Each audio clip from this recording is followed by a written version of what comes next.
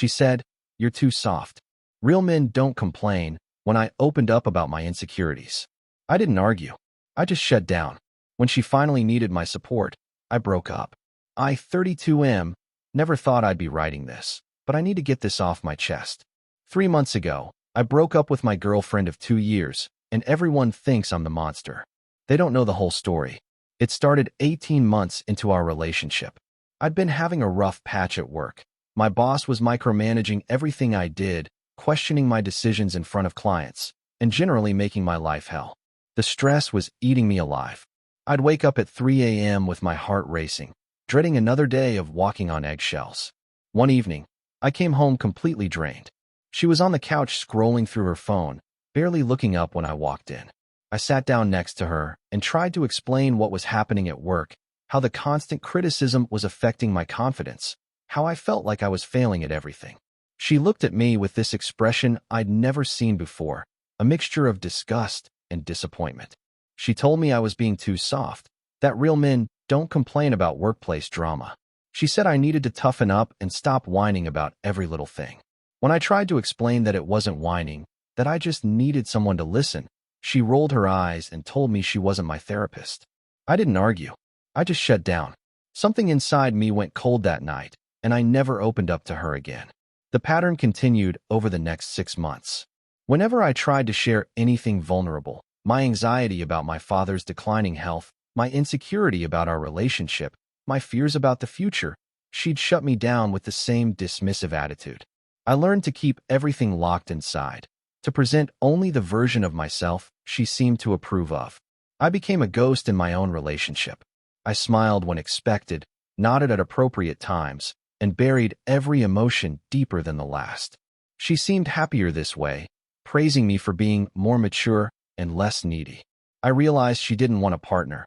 She wanted an accessory. Meanwhile, I started working out obsessively, channeling all my suppressed feelings into something physical.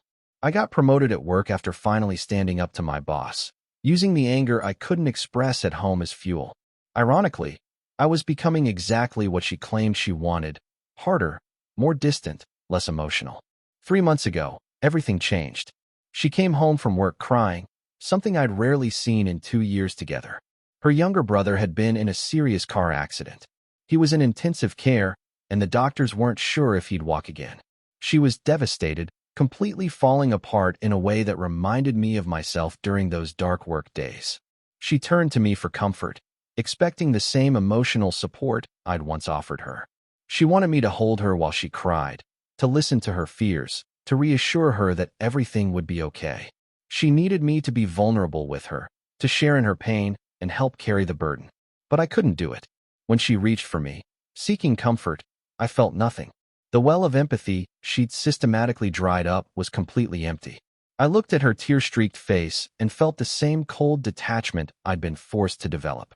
I told her I was sorry about her brother, but my voice was flat, mechanical. When she asked me to stay home from work to be with her, I said I had important meetings.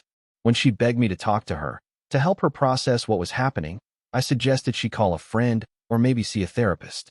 She stared at me in shock, asking what had happened to me, why I was being so cold. She said she needed me, that this was when relationships mattered most. She was right, of course, but it was too late. I told her I was done, not just with the crisis, but with everything. I explained calmly that I'd learned from her that real men don't complain, don't show weakness, don't need emotional support. I was simply applying her own philosophy. If she wanted someone soft enough to cry with her, she should have thought about that before training me not to be. The look on her face was devastating. She finally understood what she'd done, but understanding doesn't undo 18 months of emotional conditioning. She tried to apologize, saying she'd been wrong, that she needed me to be vulnerable with her now. But I couldn't flip that switch back on, even if I'd wanted to. I moved out that week. She called constantly, texting long apologies and explanations. She said she'd realized how much she'd hurt me, how she'd been wrong about what she wanted in a partner. She begged for another chance, promising things would be different. But I was done, not out of spite or revenge, though I know that's how it looked. I was done because she'd successfully killed the part of me that could love her. You can't teach someone to suppress their emotions for 18 months and then expect them to feel on command. Update 1. It's been 2 weeks since I posted this, and the responses have been overwhelming. A lot of people are calling me heartless, saying I should have been there for her during a family crisis regardless of our relationship problems. Others understand why I couldn't access those feelings anymore. I want to address a few things. First, her brother is recovering well. He'll need physical therapy, but he's expected to make a full recovery. I'm genuinely glad about this. I never wanted anyone to suffer. Second, she's been reaching out through mutual friends. Apparently, she's been telling people that I abandoned her during the worst time of her life.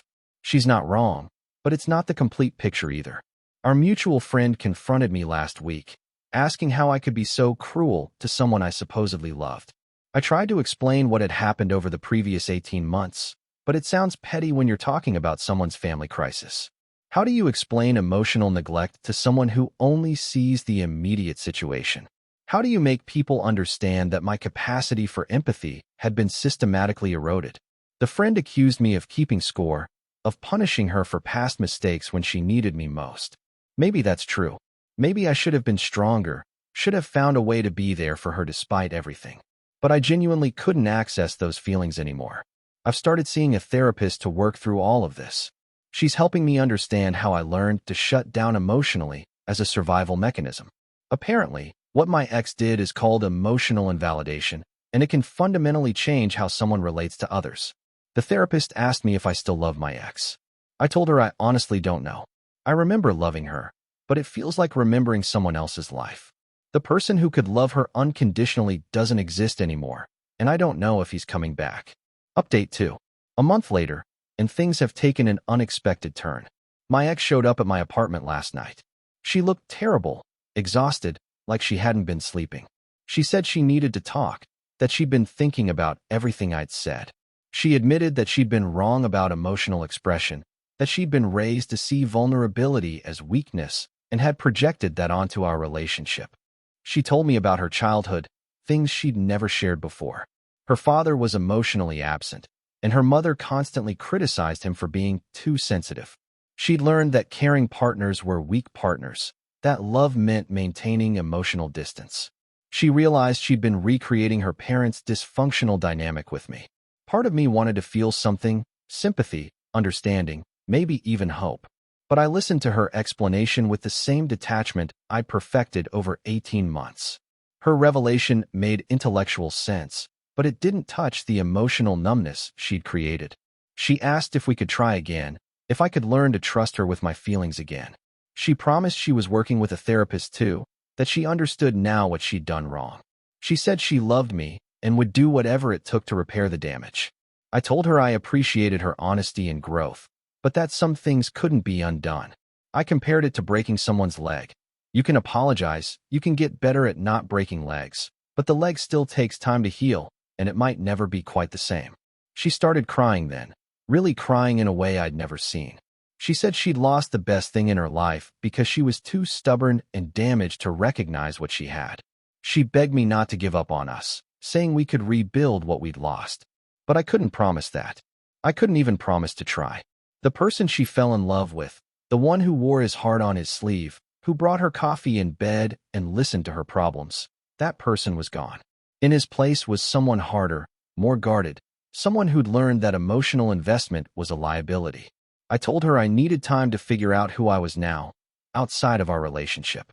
Maybe someday I'd be capable of the kind of love she was asking for, but not with her. There was too much history, too many buried resentments, too much damage done. She left that night understanding that this was really over. Not because I wanted to hurt her, but because she'd succeeded too well in her original goal. She'd wanted someone who didn't complain, didn't show weakness, didn't need emotional support. She got exactly what she asked for. Update 3. It's been 3 months since my last update, and I'm writing this from a very different place, both literally and emotionally. I moved across the country for a new job opportunity. Fresh start seemed like the right move after everything that happened. I've been continuing therapy, and I'm slowly learning to access emotions again. It's like physical therapy for feelings, small exercises in vulnerability, gradually building up strength in muscles that had atrophied. My therapist helped me understand that what I experienced was a form of emotional abuse, even if it wasn't intentional. The constant invalidation of my feelings had created a trauma response, shutting down emotionally to protect myself. She said my reaction during the crisis wasn't revenge, it was self-preservation that had become automatic. I've started dating again, very carefully. I met someone who actually encourages emotional expression, who sees vulnerability as strength rather than weakness.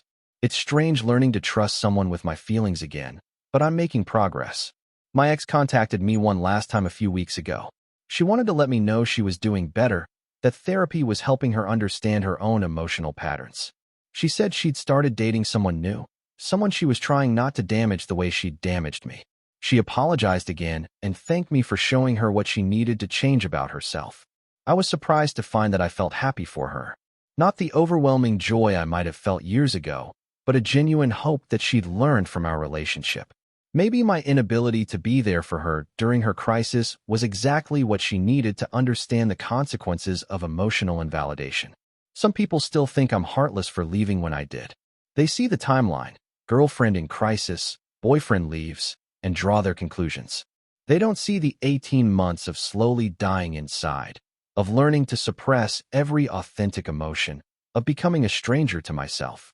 I don't regret leaving. I regret that it took me so long to recognize what was happening. I regret not setting boundaries earlier, not demanding the same emotional support I was expected to give. But I don't regret protecting myself when I finally understood that the relationship was killing something essential inside me.